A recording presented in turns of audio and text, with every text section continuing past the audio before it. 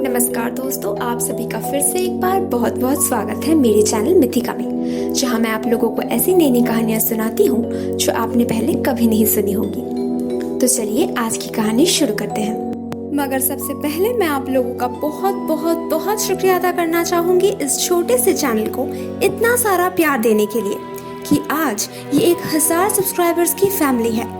इसे अपना बनाने के लिए, इसे पसंद करने के लिए आप सभी का बहुत बहुत बहुत शुक्रिया। अगर ऐसे ही आप सभी का साथ रहा तो हम बहुत जल्द 2000 सब्सक्राइबर्स की फैमिली बन जाएंगे। आज मैं आप लोगों को जर्नी टू द वेस्ट की कहानी सुनाने वाली हूँ, जो सन वुकोंग या द मंकी किंग के ऊपर है। इस कहानी को सुनाने के लिए मेरे कुछ सब्सक्राइबर्स ने मुझे ईमेल किया था। अपने अंडर वाटर राज्य की गहराइयों में बैठकर शक्तिशाली ड्रैगन लॉर्ड्स डर से कांप रहे थे, क्योंकि उनके सामने तबाही मचा रहा था सन वुकोंग, बंदरों का राजा, द मंकी किंग। वो पौराणिक संकट मोचक जिसका जन्म एक जादुई पत्थर से हुआ था और जिसने स्वयं बुद्ध से शिक्षा प्राप्त की थी, और वो उन ड्रैगन लॉर्ड से उनका जादुई लाठी लेने आया था। कहा जाता है कि वो लाठी इतना लंबा हो सकता है कि उससे समुद्र की गहराइयों को माप सकते हैं। मगर जैसे ही इस लाठी को सन वुकोंग ने छुआ, इसने अपने आप को सिकुड़कर उनके हवाले कर दिया।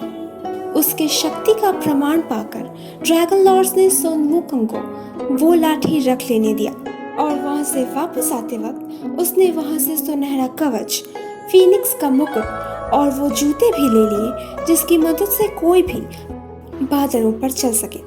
मंकी किंग अपने नए शस्त्रों को पाकर खुशी खुशी अपने राज्य की ओर चल पड़े, ताकि वो अपने प्रजाओं को इन्हें दिखा सके। उनके इस लाठी को जीतने की खुशी में सारे बंदरों ने मिलकर एक महोत्सव रखा और उनके साथ बहुत देर तक जश्न मनाने के बाद सन वुकोंग सोने चले गए। मगर जैसे ही वो सपना देखने लगे, उन्हें जल्द ही दो चीजों का एहसास हुआ। पहला कि ये कोई आम सपना नहीं है, और दूसरा ये कि इस सपने में वो अकेले नहीं हैं। अचानक से सन वुकोंग ने खुद को दो भयानक लोगों के बीच पाया, जिन्होंने उसे जकड़ लिया और उसे खींचकर ले चले।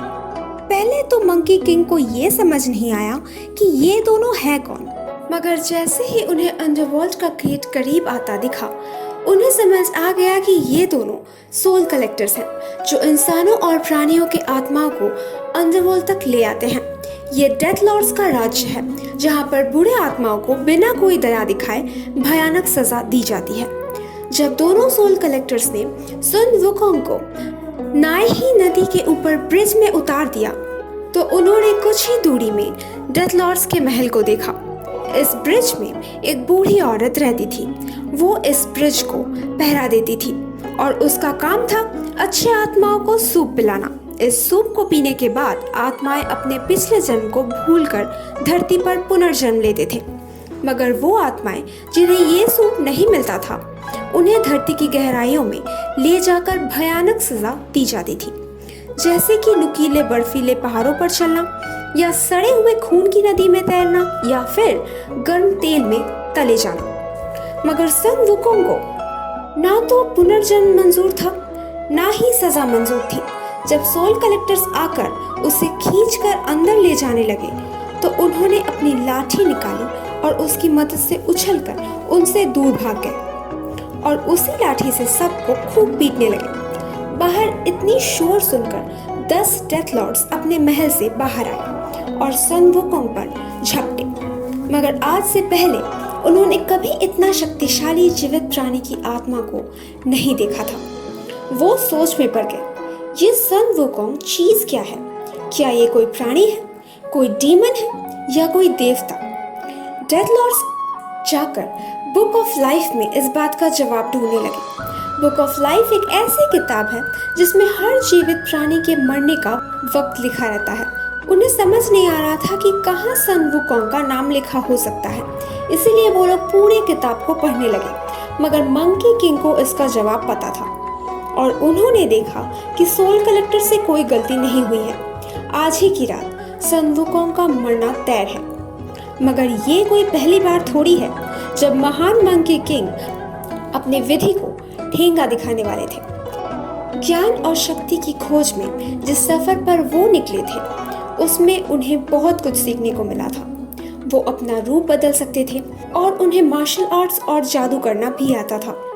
और इस मुश्किल घड़ी में भी उन्हें अपने फायदे का उपाय सूझ गया। जिस पन्ने पर उनका नाम लिखा हुआ था, उन्होंने जल्दी से उस पन्ने को फाड़कर फेंक दिया।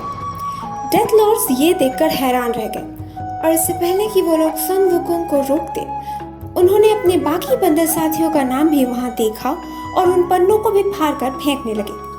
अब मौत उन्हें छू भी नहीं सकती थी और इसी बात का फायदा उठाकर डेथ लॉर्ड्स और उनकी सेना से बड़ी ही कुशलता से लड़कर जैसे ही वो उनके राज्य से वापस निकल आए, तभी उनकी आंख खुली। पहले सन वुकोंग को लगा कि ये बस एक सपना था, मगर जल्द ही अपने सर से लेकर अपनी पूंछ तक उन्हें अमर होने का आभास मिला और खुशी से उन्होंने अपने सारे प्रजाओं को जगाकर अपने इस सपने के बारे में बताकर एक और जश्न का ऐलान किया। तो दोस्तों, कैसी लगी आप लोगों को आज की कहानी? अगर अच्छी लगी हो तो प्लीज इसे लाइक कर दीजिए। नीचे कमेंट सेक्शन में लिखकर जरूर बताइएगा कि आप लोगों को कैसा लगा। और प्लीज प्लीज प्लीज मेरे चैनल को सब्सक्राइब कर दीजिए। और हाँ, अपने दोस्तों के साथ शेयर करना बिल्कुल मत भूलना। मैं आप लोगों से मिलूंगी अगले हफ्ते एक और नई कहानी के साथ।